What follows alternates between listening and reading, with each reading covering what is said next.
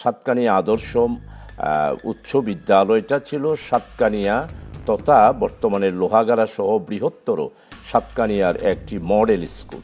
ওই মডেল স্কুলেই আমি ষষ্ঠ শ্রেণীতে ভর্তি হই।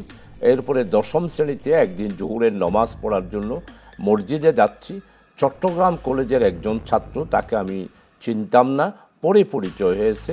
উনি আমাকে ডেকে বললেন, শাহজাহান, আমরা মসজিদে একটা প্রোগ্রাম করব, তো তুমি একটু আমাকে কিছু ছাত্র জোগাড় করে দাও। তখন আমি প্রায় 70-80 জন ছেলে নিয়ে মসজিদে গিয়া সেখানে সবার আয়োজন করলাম। মসজিদের নামাজ শেষ হলো, বক্তৃতা দিল। পরবর্তী পর্যায়ে ওনার সাথে পরিচয় হলো। ওনার নাম হলো মীর কাশেম আলী এবং চিটগাং কলেজের অনার্সের সেকেন্ড ইয়ারের ছাত্র। ওনার বক্তৃতাটা আমরা খুব হৃদয়গ্রাহী হলাম এবং আমরা সবাই বললাম যে হ্যাঁ, এটাই তো ভালো। তখন ওনার পার্টির নাম ছিল ছাত্র সংগঠন, সেটার নাম ছিল ইসলামী ছাত্র সংঘ।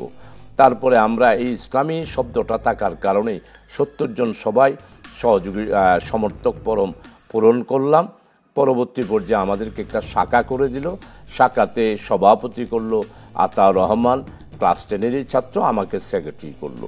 এই শুরু হলো আমাদের রাজনীতির সেই যাত্রা। মানে আপনি শুরুতেই নেতা বনে গেলেন। সংগঠন করার কারণে তো লম্বা একটা ইতিহাস আছে। আমি তারপরে একটু করে স্কুল জীবনের স্মৃতি একটু আলোচনা করতে চাই। কেমন ছিল আপনার তো স্কুল জীবনের? সংঘের আমি যখন সেক্রেটারি হলাম, স্বাভাবিকভাবে একটা নিজের মধ্যে দায়িত্ব অনুভূতি আসলো। তখন তাদের কর্মসূচি এবং তাদের বইপত্র এগুলি নিলাম, লেখাপড়া করলাম। কিন্তু এর সাথে সাথে কিন্তু আমি স্কুলের ক্রীড়া অঙ্গনে একটা পরিচিত মুখ ছিলাম।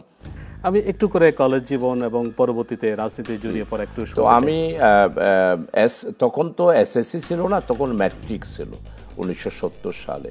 তো আমি 1971 সালে, তখন তো পাকিস্তান এবং আমাদের দেশের স্বাধীনতার উত্তাল তরঙ্গের স্লোগান চলতেছিল। 70-এর নির্বাচন হয়েছে, 71-এর মার্চে মরহুম শেখ মুজিবুর রহমান সাহেব স্বাধীনতার ডাক দিলেন।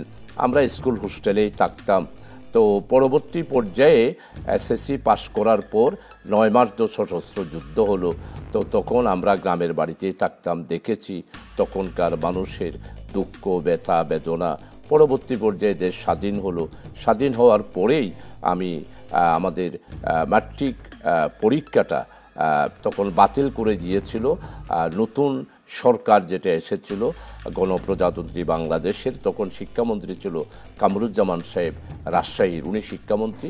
উনি বললেন যে পাকিস্তান আমলে যা ম্যাট্রিক পরীক্ষা পাশ করেছে তাদের পরীক্ষা বাতিল, নতুনভাবে পরীক্ষা হবে।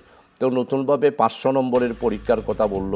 তো আমরা বললো যে এটা তো ঢালাও অবস্থা হবে, একটু লেখাপড়া করে পরীক্ষা দিতে হবে। তখন আমি আবার নিয়মিতভাবে স্কুলে লেখাপড়া করে 1973 সালে আমি ম্যাট্রিক পাশ করি। তখন এসএসসি বলা হতো। তো ম্যাট্রিক পাশ করেই আমি পলিটেকনিকের শহরে চলে আসলাম। এরপরে চট্টগ্রাম কারিগরি মহাবিদ্যালয়ে ডিপ্লোমা ইন কমার্সের 2 বছরের একটি কোর্স ছিল। এই ডিপ্লোমা ইন কমার্সের পরে বিবিএর পরে এমবিএ। তো আমি যেহেতু ব্যবসায়িক পরিবার এবং আবার কৃষক পরিবার, সব মিলাইয়া ব্যবসার দিকে যুক্ত থাকার কারণে ডিপ্লোমা ইন কমার্স চট্টগ্রাম কারিগরি মহাবিদ্যালয়ের আন্ডারে আমাদের প্রিন্সিপাল ছিল জনাব মন্নান সাহেব। কারিগরি বোর্ডের পক্ষ থেকে আমরা সেখানে ভর্তি হলাম। সিট ছিল 50টা। আমরা পরীক্ষা দিলাম প্রায় 250-250-এর মধ্যে আমরা 50 জন যারা টিকেছিলাম তারা সেখানে ভর্তি হলাম। একটা সুবিধা ছিল, ডিপ্লোমা ইন কমার্সে স্কলারশিপ দেওয়া হতো। তো আমি ফার্স্ট সেমিস্টারে ভালো করার কারণে সেখানে স্কলারশিপ পেলাম। তখন তো আর আমাদের রাজনীতির ধারাবাহিকতা থাকলো না, সব কিছু বন্ধ হয়ে গেল। বন্ধ হয়ে যাওয়ার পর 1974 সালে আমরা একটা শিশু কিশোর অর্গানাইজেশন প্রতিষ্ঠা করলাম 5 জনে মিলে। সেটার নাম দিলাম জিঙ্গে ফুলের আসর। এই জিঙ্গে ফুলের আসরের মাধ্যমে আবার আমি নতুনভাবে সাহিত্যের জগতে, নাটকের জগতে, সংস্কৃতির জগতে পদার্পণ করলাম।